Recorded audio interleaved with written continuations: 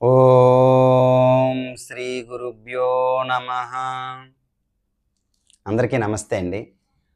మనం భగవద్గీతలో నుంచి రోజుకి ఒక శ్లోకం, ఆ శ్లోకం యొక్క అర్థం తెలుసుకుంటున్నాం కదండి. ఈరోజు ద్వితీయ అధ్యాయంలో నుంచి 46వ శ్లోకం, ఆ శ్లోకం యొక్క అర్థం తెలుసుకుందాం.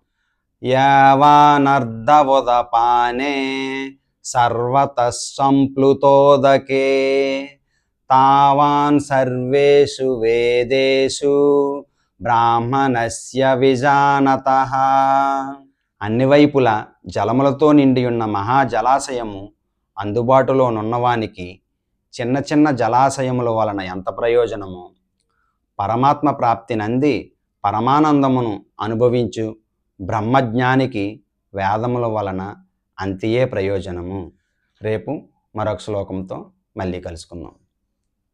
హరే కృష్ణ.